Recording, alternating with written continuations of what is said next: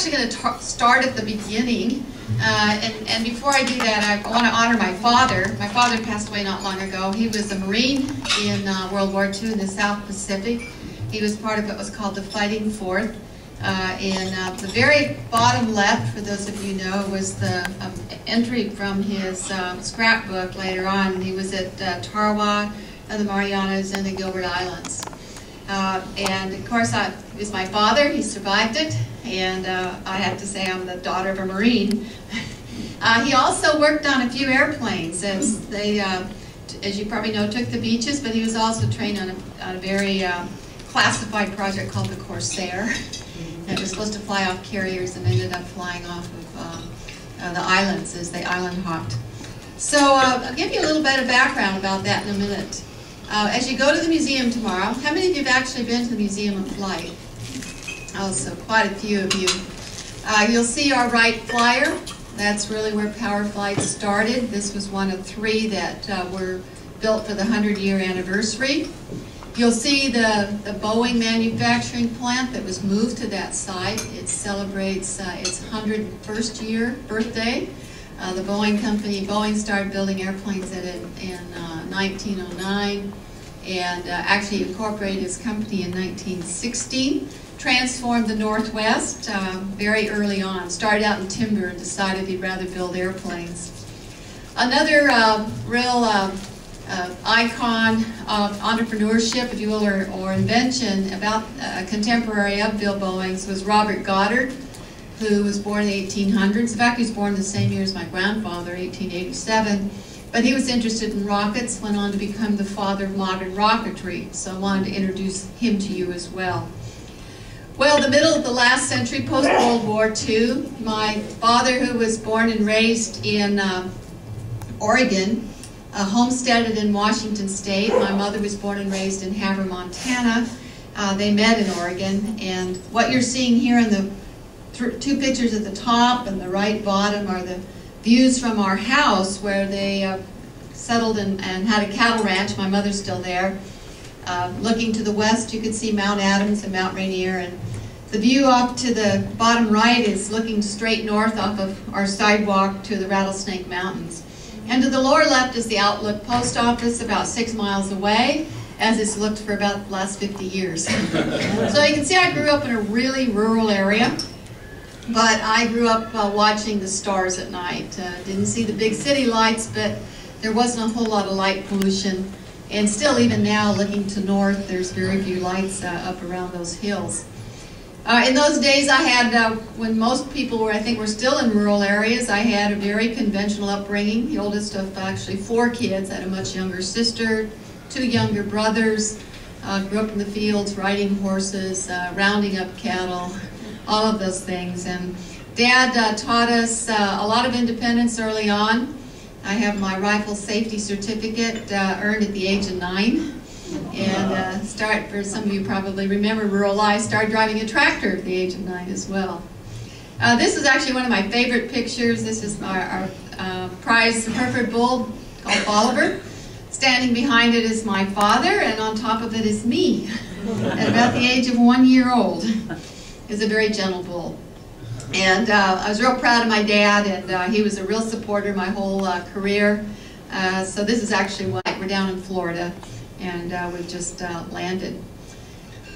There were a lot of women flying, and of course we have our 99 here, and Amelia Earhart was a big part of that. But quite frankly, it's really interesting. I got my interest in flying when I was 9, you know, watching the contrails go over, Sputnik going over when I was really young. I think it was 8.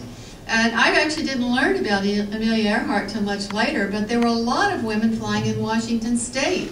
And in fact, when you go to the exhibit tomorrow, the Personal Courage Wing, look for the WASP exhibit, and you'll see, punch the button that says Washington WASP, and you'll see quite a few of them. Aviation was very popular in this state. Maybe it was Bill Boeing's interest. And because we have this big range of mountains that goes right down the middle of the state, flying made a lot of sense to get from one place to the other. And quite frankly, we're about as far west as you can get. You know, I lived in Texas for 27 years, and I had my cowboy hats and boots there, but I didn't start with them there. I started with them right here. and we had a lot of freedom to I think, be ourselves and explore. Well, I was also a young girl when President Kennedy committed us to going to the moon. This particular picture was taken in 1972 when he presented this concept to the American public at Rice University, and this is the football stadium. We have the full text of this speech on a video in our space exhibit. If you haven't seen that, that went up in 2007. And I encourage you to listen to those words. I think they're as relevant today as they were then.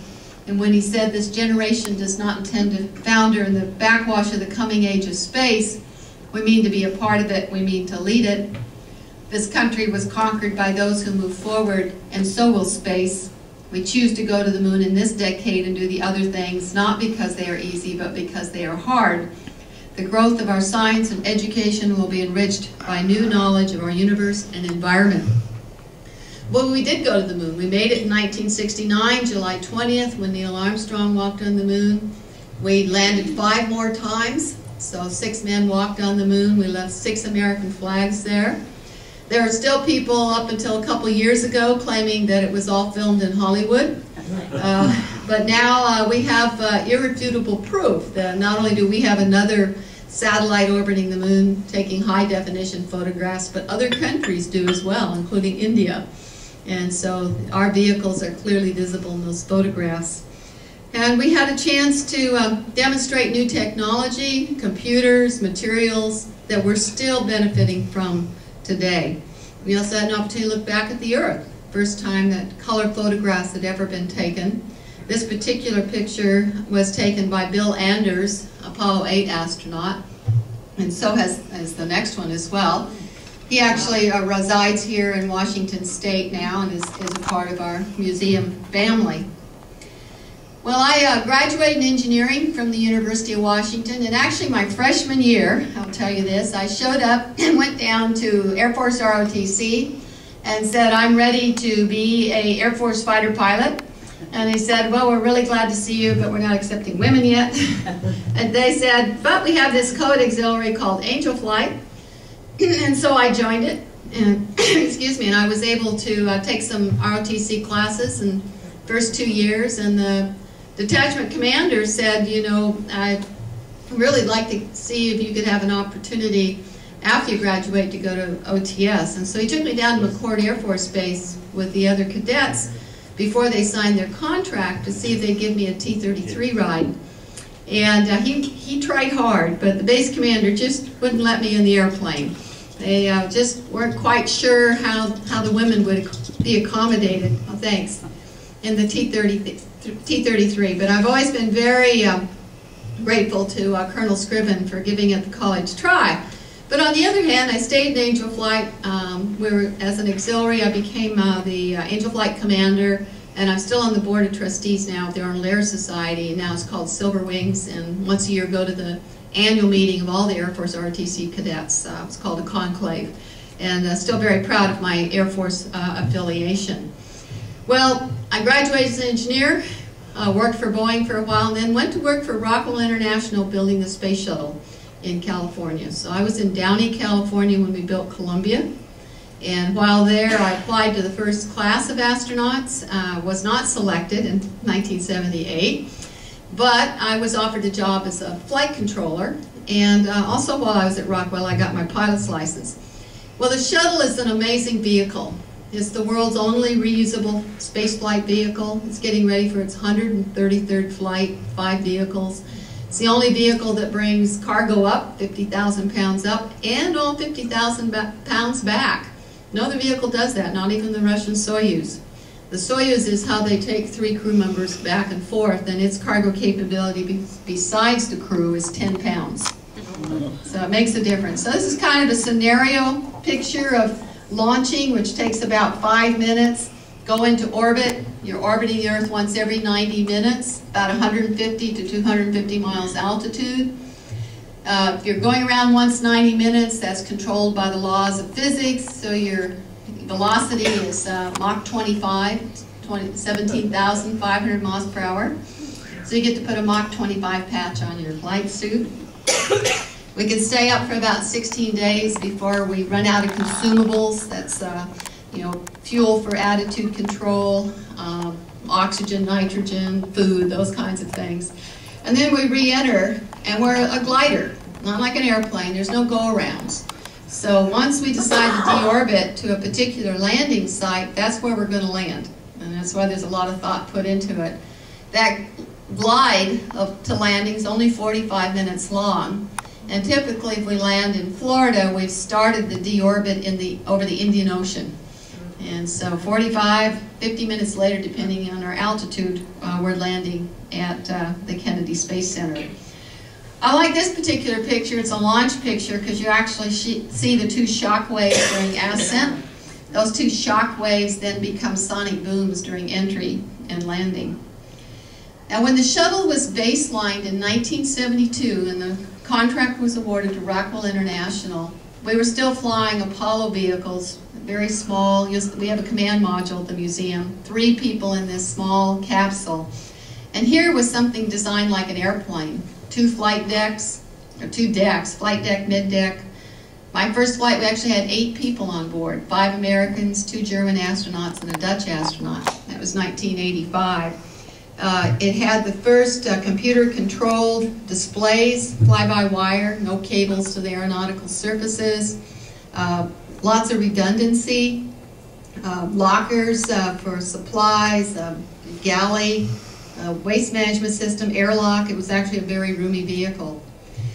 Now this picture shows what the shuttle would look like to an alien, but in fact I had the opportunity on my 5 flights to have 2 docking flights to the Russian space station Mir, and that included the first docking flight in 1995, and that's what this picture's from, and it happens to show what our payload bay looked like to the Russian Mir crew.